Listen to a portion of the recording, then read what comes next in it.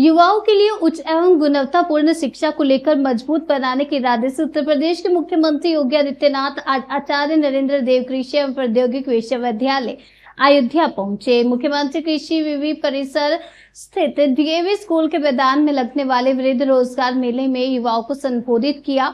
उन्होंने अपने संबोधन में युवाओं से जुड़ी योजनाओं की जानकारी देने के साथ ही उन्हें प्रेरित करने वाली कई बातें कही।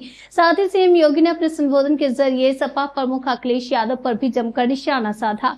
सीएम योगी ने बिना नाम लिए कहा कि यही लोग हैं जो दुष्कर्मियों के साथ खड़े हैं। सीएम योगी ने पहले अयोध्या के बारे में बात करते हुए सीएम योगी ने 3800 स्ट्रीट लाइट चोरी मामले में बयान दिया। उन्होंने कहा कि राम भक्तों पर गोली चलाने वाले ही अब अयोध्या को कटघरे में खड़ा कर रहे हैं। सीएम योगी ने कहा कि अयोध्या वासियों को कटघरे में खड़ा करने वाले ही अब दोषी पाए गए हैं।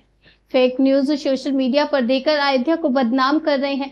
विपक्षी दल लगातार अयोध्या को बदनाम करने की साजिश रच रहा है। सीएम योगी ने कहा कि वेंडर ने विपक्षी दल के साथ मिलकर साजिश रची थी।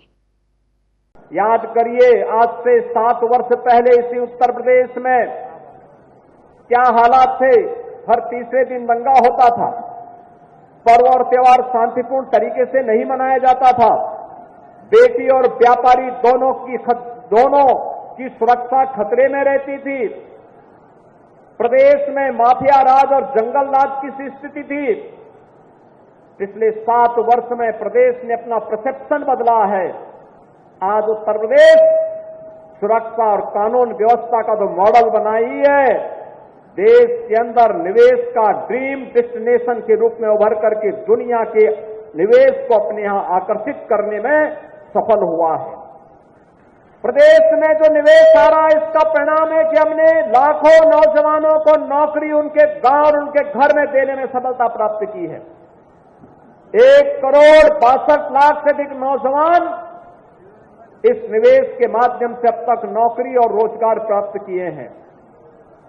स्वरोजगार के लिए 1 डिस्ट्रिक्ट 1 प्रोडक्ट की योजना, विश्वकर्मा श्रम सम्मान और पीएम विश्वकर्मा की योजना, पीएम स्वनिधि की योजना, पीएम रोजगार की योजना जैसी तमाम योजनाओं के साथ ही प्रधानमंत्री मुद्रा योजना ने भी आर्थिक स्वावलंबन का मार्ग प्रशस्त किया है। और इन्हीं कार्यक्रमों की श्रृंखला में प्रदेश सरकार ने 6.5 लाख नौजवानों को सरकारी नौकरी देने में भी सफलता प्राप्त की है। आज मैं आपके सामने एक खुशखबरी और लेके आने आया हूं। अभी 23, 24, 25 और फिर 30 और 31 अगस्त को पुलिस भर्ती की प्रक्रिया हमारी आगे बढ़ रही है, जिसमें 60,000 से अधिक नौजवानों को हम भर्ती करने वाले हैं। ये 60,000 जो भर्ती होने वाली है, इतनी बड़ी भर्ती उत्तर प्रदेश के इतिहास में कभी नहीं हुई। और इस भर्ती के साथ एक और चीज जुड़ रही है कि 20% सीटें इसमें ऐसी होंगी जिसमें केवल बेटियां भर्ती होंगी, और उनकी भर्ती के लिए हम लोगों ने एक व्यवस्था बनाई है। मैंने कल भी कहा था, ये बेटियां इसलिए भर्ती कर रहे हैं जो सड़क और चौराहे पर किसी अन्य जगहों पर महिलाओं के साथ छेड़छाड़ करने वाले, बेटियों के साथ छेड़छाड़ करने वाले सौदों को भी ठिकाना लगाने का काम ये बेटियां कर सकें, इसके लिए हम उन्हें पुलिस की भर्ती में प्राथमिकता के साथ आगे बढ़ाने का काम कर रहे हैं। बहनों और भाइयों, एक तरफ मोदी जी बेटी पढ़ाओ बेटी बढ़ाओ के साथ आगे कार्य कर रहे हैं।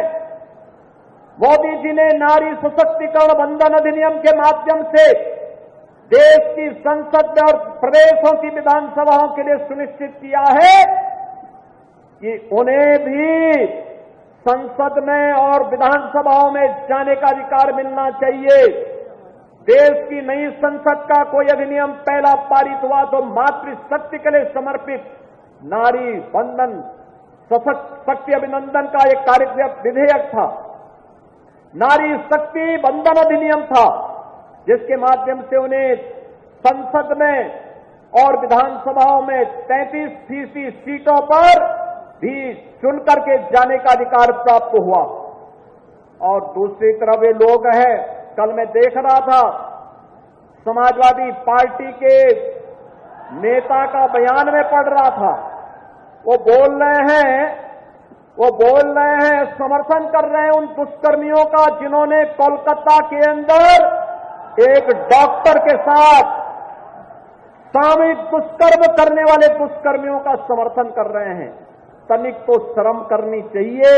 लेकिन बहनों और भाइयों, संस्कार कभी समाप्त नहीं होते। ये वही लोग हैं जो कहते थे दुष्कर्मियों के लिए कि लड़के हैं, गलती कर देते हैं। इन लोगों से कैसे आप उम्मीद करते हैं? कैसे उम्मीद करते हैं? ये वही लोग हैं जिन्होंने इसी अयोध्या में एक गरीब, अति पिछड़ी जाति की बालिका के साथ हुए रेप की घटना पर बड़ी बेशर्मी के साथ उन अपराधियों को बचाने का काम किया था। और आप बताइए, ऐसे दुष्कर्मियों के खिलाफ कार्रवाई होनी चाहिए कि नहीं होनी चाहिए? कार्रवाई होनी चाहिए कि नहीं होनी चाहिए? अरे बेटी तो बेटी है, उस बेटी को सुरक्षा मिलना चाहिए कि नहीं मिलना चाहिए? और यहां पर भी हमने कार्रवाई की और इनके एक नेता कन्नौज में भी वैसे पकड़े गए, जैसे लगता है पार्टी का चरित्र ही ऐसा हो गया इनकी। और इसीलिए दुष्कर्मियों का बड़ी बेशर्मी के साथ लोग समर्थन कर रहे हैं। लेकिन बहनों और भाइयों, आज भी उनकी वह आदत छूटी नहीं।